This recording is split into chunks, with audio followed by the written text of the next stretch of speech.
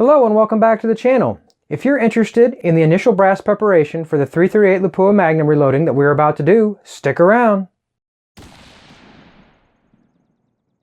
Welcome back to the channel. If this is your first time here and you want to see how I and the rest of the community here make our group smaller, subscribe to the channel and hit the bell icon. That way you get notified when I post new videos so you won't miss anything. Guys, in today's videos we're going to discuss the making of our first reloads for our new Savage Stealth chambered in .338 Lapua Magnum. If you would like a quick review of the items that we acquired to start this process, I will put a card up and you can check that video out, or you can just try and pick things up as we walk through our process here. Now please keep in mind as we go through our initial brass preparation, guys, this is simply how I do it. If you have your own process, by all means use it. But for me, this is how we're going to get started. The brass we chose for our initial loads is Lapua brass. It doesn't mean that you have to use Lapua brass for this particular cartridge. However, I've done a little bit of research, and the research that I have done points that this is going to actually be the best performance per dollar for the applications that I intend to use it for. By all means, if you guys have a particular favorite, use that. Technically, I believe this is supposed to be fully prepped brass, and in some cases, some might simply just prime and try and load this brass. And usually, honestly, when you open a new box of Lapua brass, it might, and I emphasize might, you simply may be able to just add your powder, primer, and bullet, and you're ready to go. In other situations, you might use a tool like the Sinclair expander mandrel through the neck to make sure that they're nice and uniform and the correct dimension, and then add your primer, power, and bullet and be off to the races. And if I was honest, guys, that is what I had in mind when I first set out to perform this operation to get ready for loading. However, some of these cases, it really didn't look the way I wished that they did. And frankly, I'm thinking we may try and get a little more information when we fire these initial loads than simply just fire forming the brass. So I thought that we might as well treat this brass the same as I would treat any other brass that did not have any additional preparation done prior to purchase. In the not too distant future, I'm probably going to make a video kind of walking through exactly all the statistics that I got on this brass as far as weight and volume are concerned. However, that's not what we're doing today, guys. For this video, we're going to talk about exactly what we need to do in these cases to make our initial loads so that we can break in the rifle as well as fire form these cases. Essentially today, we're going to be treating this brass almost like it is of unknown origin, and to make sure when we get these rounds loaded, they're going to work perfectly. If we had some brass that we'd already fired formed, we would simply just take a reading on our headspace gauge and make sure the headspace reading was smaller than that of the fired brass. However, in this case, we do not have that luxury. In this case, I'm actually going to measure the headspace reading on all of the cases, determine the largest one, and ensure that case is going to reliably chamber in our rifle. That being the case, we'll know that we do not need to set the shoulders back on any of these cases any further than they already are from the factory. To perform this, guys, we're actually going to use the Hornady Headspace Gauge. The largest gauge that actually comes in my kit is the E420. I didn't see specifically on the package that that was the correct one. However, that being the largest, I'm unsure of what other one that I could use. So this is the one we're going to be using today. Usually, guys, you'll be able to look at the headspace bushings, look on the back, and you'll find the listings for this particular caliber. However, this particular one is supposed to be good for the .338 Winchester Magnum, so I'm going to hope it's going to work for the .338 Lapua Magnum. I'm going to cheat and actually tell you that I've gone through the cases, and I can tell you that I've placed the cartridge with the large headspace in my particular lot, in that slot, and the headspace reading on it is reading 2.321. Actually, most of the rest of the slot is much shorter. The case next to it is right about 2316. Some of these are 2317, 2319, but the 2321 measurement is pretty much the largest measurement out of our lot. Knowing that's the case, I actually already chambered it in the rifle that I intend to load for it, and I know that it chambered correctly in there. So I know that the die setting that we're going to use to size our brass and ensure that it's consistent, I don't need to push that shoulder back any further than it already is. If we actually knew what the headspace measurement for our chamber was, and we had brass that had already been fire formed, we'd basically try and push that back about 1/1000th, a maximum of 3/1000ths for that shoulder setback. But in this case, guys, this is new brass, it's never been fired. We just want to ensure the cartridge is in good shape, and most likely, most importantly, we just want to make sure that our necks are formed correctly and gotten any dings out of it. Like I alluded to before, this actual lot of brass is not the prettiest lot of brass that I've got from some of the Lapua cases that I've bought from other calibers. There actually were a couple dinged necks in this slot, and those guys are kind of ruin your day if you were trying to get through these reloading, and so at the very least, you would need to reshape those necks to make sure that your bullet seats correctly and you don't have any rounds that are completely out of family for the rest of the group. Now that we've determined that the actual brass is an acceptable headspace for its initial firing, we're going to full-length size all of these pieces. Because since the primary thing that we're actually loading these cases for is simply to fire form these, we're also going to see if we can possibly learn a couple other things along the way. So guys, since we have 100 pieces of brass, this is how we're going to break it down. If you saw the video we did recently on the Sinclair expander mandrels, and yes, that's why they're on the table, is because we're going to actually load these to 3 different neck tensions. So we're going to actually use the neck tension that our expander ball that actually came with our die is going to leave us. We're going to use the Sinclair turning mandrel that leaves at 2,000ths neck tension, and we're also going to fire some cases with the Sinclair expander mandrel, which is going to give us only 1,000ths of neck tension on our seated bullet. If you're not familiar with what those are, I highly encourage you to go watch that video on that, and I'll kind of walk through specifically these mandrels, and you'll have an idea of exactly what we're using. So guys, we're going to kind of break this into 3 different groups.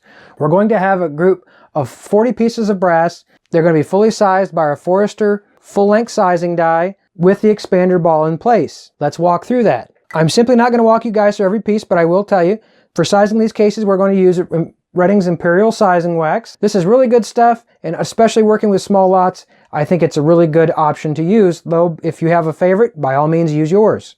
So guys, we're going to use just a little bit of the Imperial Sizing Wax. We're going to rub it around the case.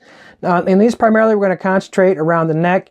It actually shouldn't probably bump the body of the case at all unless it was extremely misshapen. Especially on this new brass, we're really not going to see any sizing on that case body at all, but we do want to make sure that our neck gets sized correctly and gets all of the wrinkles and dings and dents that could possibly be in there out of those.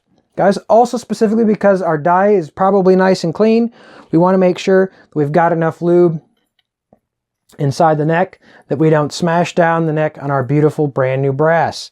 Especially on new brass, it's very easy to do because the neck is a lot closer to the size it should be. On fired brass, that would be open. It would pass the expander ball and you would have no option but to smash it down the way it was supposed to and pull it back through. But when you're dealing in this, where the case neck is actually sized small in the expander ball, we want to make sure that there's enough lube on that so the expander ball does not smash the neck of the case as it tries to enter the case. So guys, this is our Forester coax reloading press with our Forester die. If you read Glenn Zedecker's book on setting up your sizing die, this is very specific one of those cases. If you actually look at the height I have this set up to, you're going to actually see that there's play in here. Again, like I mentioned, we want to go most of the way down the die. We want to make sure we get our neck size completely, but if we actually have this tightened all the way down, we're going to be further pushing that shoulder back and reducing the headspace even further. So especially on these initial firings, what we really want to do is just get in there, open that neck up just a little bit, resize that neck, and put it back to make sure it's in the best shape that it can be. We don't want to be creating any excessive headspace conditions until we actually know what the actual headspace measurement for our rifle should be. So take that in, put it in, goes in just like butter, nicely lubed. Pull it back out, and there we have one more finally full-size piece of brass. So we're going to clean the lube off. So after we've done our size, we're going to look up the actual trim length and max case length in our Hornady book, or whatever reloading resource you guys are using to find out the actual case length and see what it's supposed to be. The Hornady book says that our case trim length is 2.714 inches with a maximum of 2.724 inches. So guys, we're going to take our other caliper. We're going to measure the overall length of our cases, 2.716. So after we're fully sized, 2.76, so we're between those two numbers.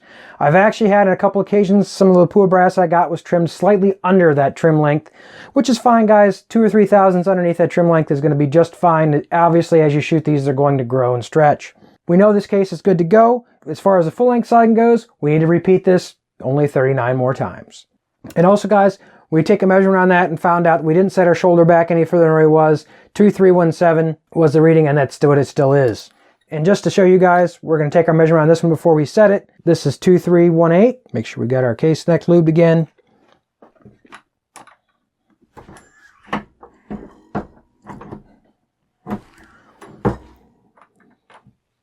Nice smooth operation. 2.717, certainly in good length.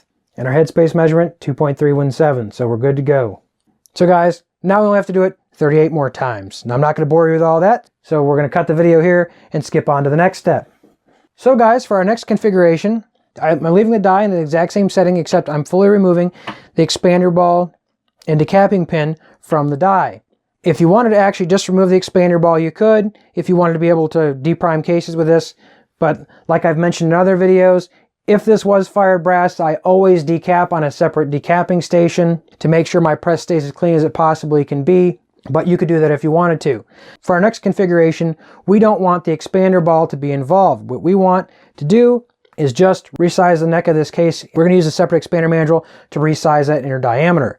And so guys, just for fun, you can see before we size this, the outside diameter of our case is actually 0.364 inches. We're going to lube the neck of the case.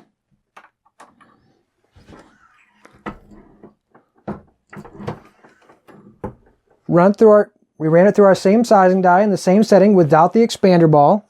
And now you're going to find the outside diameter of the neck has been reduced to 0.358 inches. So now the inner diameter is far too small to put our bullet in.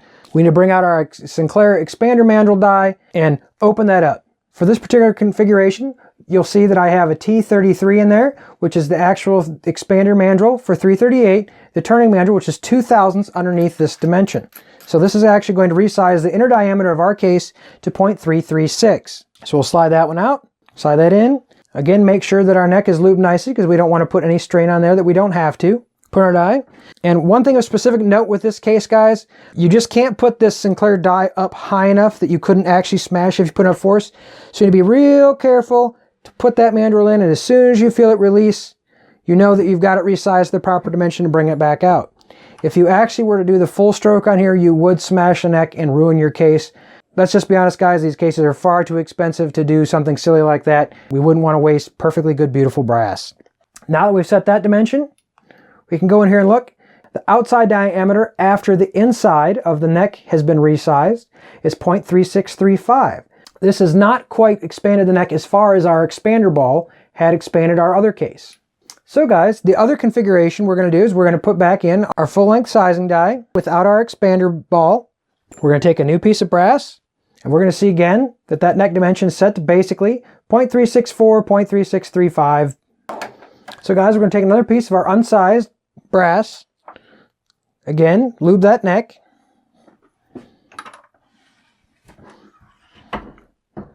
Run it through our sizing die. So guys, just like we did for last one, we resize our case with our full-length sizing die. And we pull out our Sinclair die this time. For this particular configuration, we have removed our turning mandrel and replaced it with our expander mandrel. The expander mandrel, the only real difference between these two is this is going to put our neck tension to only be 1/1000ths rather than 2/1000ths. So guys, we swap that mandrel in. Put our die back in. Lube our neck up, make sure we don't smash that neck. Put it back in. Just like before, guys, slide it in there. And as soon as you feel it go through the whole way, stop so we don't smash our neck. And there, guys, now we've expanded that neck. So guys, remember on the other piece of brass, we were running about 3.64. On this particular piece of brass, we're running somewhere about 3.65. So obviously, we've opened the neck of that case up just a little bit more. So guys, we're going to do this 29 more times, and then we're going to end up with 3 different batches of brass.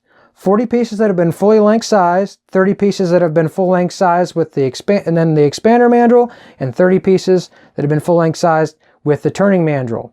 And so when we do our initial shooting, we're going to find out if any specific neck tension seems to give us better performance when we do our initial loads. Guys, a couple more things to note specifically on our full length sizing die by Forrester here.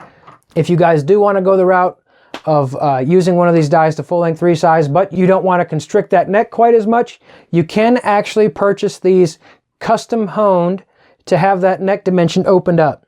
We'll put those measurements up on the screen so you can see them a little bit better. But basically, depending on what our neck tension was set at, either 1 or 2/1000ths, we actually wanted this to be opened back up to somewhere about 0.364 or 0.365. So having that neck actually smashed down to the 0.358 dimension was possibly 0.006 too much.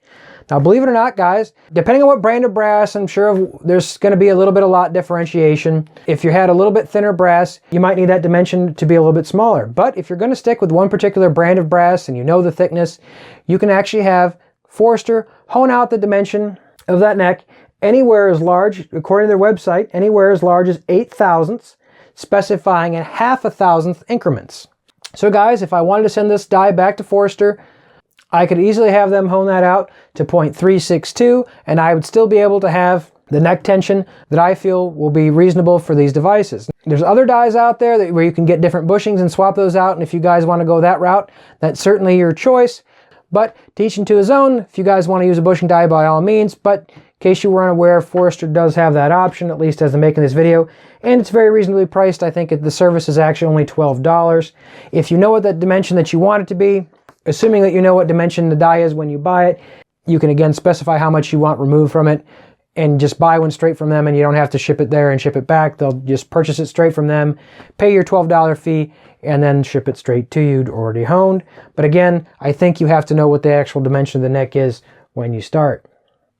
So guys, now we've got all of our brass formed the way that we want it to be. Theoretically, we would load it, except for we still have all the lube on it.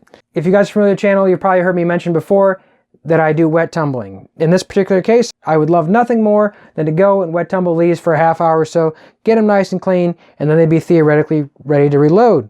But these Lapua cases have a very nice, have already been deburred and very nicely chamfered straight from the factory. And so maybe your performance on your wet tumbler is a little bit different than mine. However, mine tends to ruin that perfect chamfer. And since I don't want to do that, I'm actually going to fire up my ultrasonic cleaner, run these through my ultrasonic real quick, and clean those. Obviously keeping them separate to make sure I keep my 40 pieces and my 2 other lots of 30 separated, so I know which ones are which. So guys, with all of our sizing done now, last thing to do is clean off our cases, take a quick dip in our ultrasonic.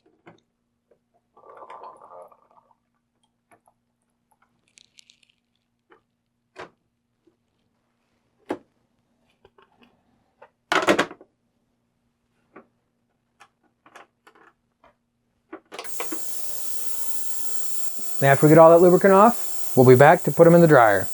After we finish our ultrasonic, we put them in our brass dryer just to try and make sure we try to keep the spots to a minimum. I actually towel dried them off roughly and then put them in here for a little over an hour just to make sure they dried real well. And you probably won't be able to get a real good thing on there, but a little bit cleaner than they were before. It washed a little bit of the marking from the annealing off, but it's still there. Just to make sure it's in good shape, we might actually clean the chamfer up just a little bit before we seat the bullets. But basically, guys, that's our brass prep for our initial fire forming. We're going to get these things segregated in our loading trays and get put back on here in the correct groups, and we're going to get these loaded. Our cases are now ready to load up our first rounds for our new rifle. Doing some of these steps might seem excessive or unnecessary. However, by doing these various steps, we're going to ensure that our brass is going to function correctly in our rifle after the cases are loaded. Because let's face it, guys, there's nothing more sad than having to pull the bullets from our reloads. So tell me what you guys think. Was all this work needed, or what steps do you go through to do your initial brass preparation for your new rifle? Let me know in the comments below. Our next steps are obviously to prime, charge, and seat the bullets for these prepared cases. If you guys are wondering what loads we're going to be trying, we're going to try a mixture of Reloader 33, H1000, and Rotumbo. And I'm hoping to at least try 2 different primers, just to give us a head start on the initial components we might try when we actually start our load development with our fire-formed brass. If you guys are interested in that, let me know, and I might do a quick overview of that process as well.